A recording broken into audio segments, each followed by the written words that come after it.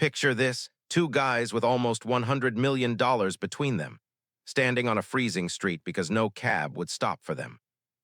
That one bad night created a company now worth billions, with over 200 million people using it every single month. Paris 2008. Snow falling under streetlights, empty taxis driving right past, two men standing on the sidewalk waving their arms trying to get a cab to stop. Cold wind cutting through their jackets, taxi after taxi ignoring them.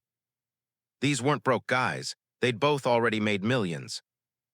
But none of that mattered right now, because right now they just couldn't get a ride.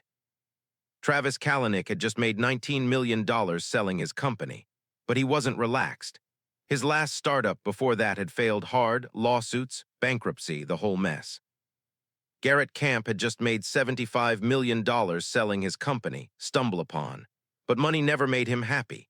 He was the type of guy who saw a problem and couldn't stop thinking about how to fix it. Two very different guys, same freezing street, same annoying problem. They waited. 5 minutes. 10 minutes. Every cab acted like they weren't even there. The cold turned into anger. The anger turned into one simple question. Why does this still happen? We have smartphones in our pockets. Why does getting a ride still feel stuck in the past? But here's the crazy part. This idea almost died the moment they went home. Camp flew back to San Francisco and couldn't stop thinking about the idea. He bought a website name, ubercab.com. He built a rough test version quietly on the side. Then came the real test in early 2010. Not a huge launch, not thousands of cars. Just 3 cars. 3 cars tested in New York City, somehow supposed to compete with an entire taxi industry that had existed for 100 years. Today, that same company runs in more than 15,000 cities across over 70 countries, but it all started with 3.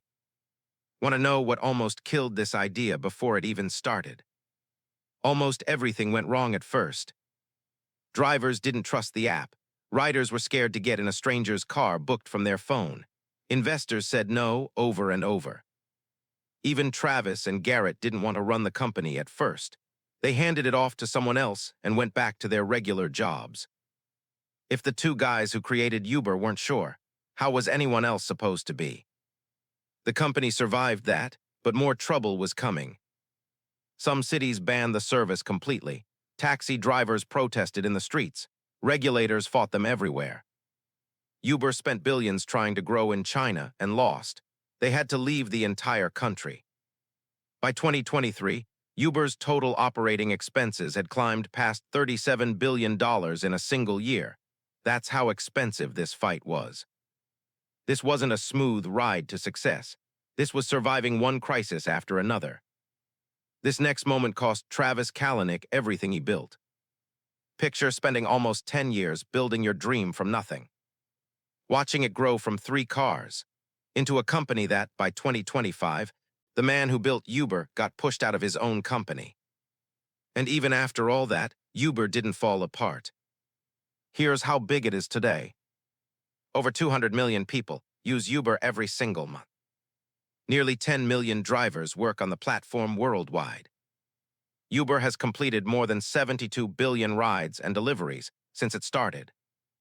It operates in over 70 countries and more than 15,000 cities. A whole industry built from one bad night and 3 borrowed cars. So here's the real lesson. The world doesn't reward perfect ideas.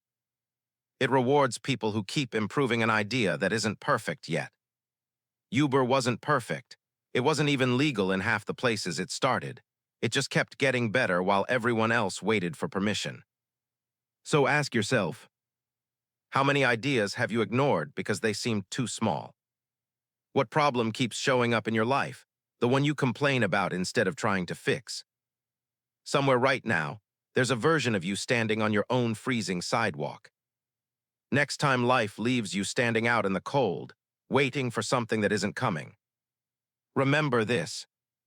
One frustrating night, 2 guys who almost gave up before starting and 3 borrowed cars turned into a company that moves over 200 million people every single month.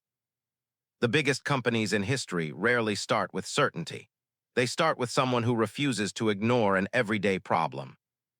So what's your 3 cars idea? The project everyone else thinks is too small to matter.